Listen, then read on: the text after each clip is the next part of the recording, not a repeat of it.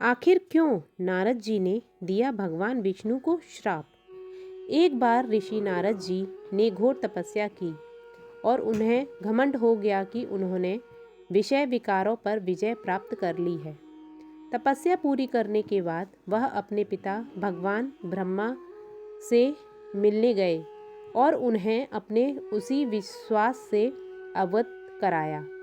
भगवान ब्रह्मा ने नारद जी से भगवान विष्णु जी से इस बारे में चर्चा नहीं करने के लिए आग्रह किया। चूँकि नारद मुनि अति आत्मविश्वासी और उत्साह में थे, इसलिए उन्होंने अपने पिता द्वारा दी गई चेतावनी के बावजूद विष्णु जी के साथ वह बात साझा करने के लिए सोची, अर्थात पिता की बात नहीं मानी। नारद मुनि अपने विष्णु जी से मिलने गए और सेखी बखारने लगे कि उन्होंने वासना पर विजय प्राप्त कर ली है और वे आजीवन तपस्वी का जीवन व्यतीत करेंगे। नारद मुनि के अभिमान और गलतफहमी को दूर करने के लिए विष्णु भगवान ने एक मायावी दुनिया रची, जहाँ पर एक सुंदरी राजकुमारी का स्वयंवर आयोजित किया गया था और दूर दूर के प्रसिद्ध शासक राजकुमारी से विवाह करने आए थे। ऐसा भव्य उत्सव और तैयारियों को देखकर नारद मुनि राजकुमारी से विवाह करने के लिए उत्साहित हो गए। भगवान विष्णु का रूप मनमोहक है। नारद जी ने विष्णु भगवान से प्रार्थना की कि उनका हरि रूप उन्हें प्रदान करने के लिए इच्छा जाहिर की। संस्कृत में हरि का अर्थ होता है बंदर। भगवान विष्णु ने चतुराई से तथास्तु कहकर सहमति दी और नारद जी का चेहरा वानर की तरह परिवर्तित हो गया, जिससे नारद जी अनजान थे। स्वयंवर का समय आ गया और राजकुमारी ने शाही दरबार में प्रवेश किया। नारद जी कतार में खड़े थे और राजकुमारी की प्रतीक्षा कर रहे थे कि वह उन्हें माला पहनाए। वह पास आई, ऋषि नारद को देखकर भी अनदेखा कर आगे की ओर चली गई। नारद मुनि चौंक गए कि राजकुमारी ने उनकी उपेक्षा क्यों की।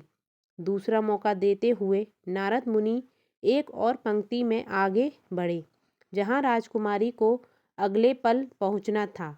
दूसरी बार भी राजकुमारी ने नारायण जी को नज़रअंदाज कर दिया।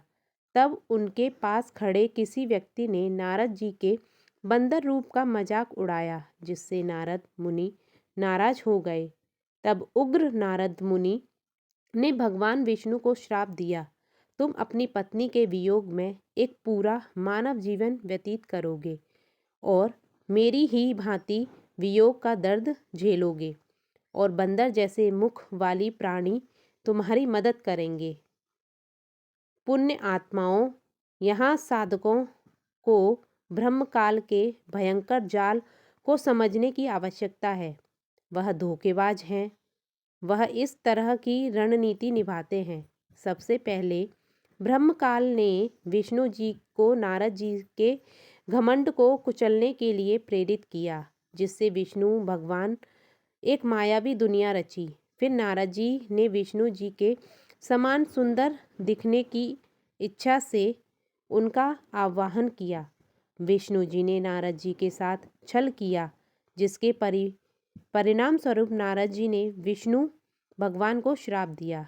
ब्रह्मकाल के 21 ब्राह्मणों में विष्णु जी केवल सतोगुण विभाग के स्वामी हैं। उनके पास विभिन्न प्रकार की सीमित शक्तियां हैं।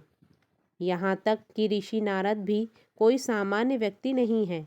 लेकिन विडंबना यह है कि त्रिलोकीय विष्णु भगवान मुनि नारद द्वारा दिए गए श्राप के प्रभाव को निष्प्रभावी नहीं कर सके और श्री राम के रूप में मानव जन्म में पीड़ित हुए। तो भाइयों और बहनों, आज की कहानी आपको कैसी लगी? राम अवतार की, इसीलिए लिया था श्री राम ने अवतार। तो आपको मेरी कहानी कैसी लगी ये मुझे बताइए और मेरे चैनल पल्लवी सारस्वत को सब्सक्राइब करिए। Thank you.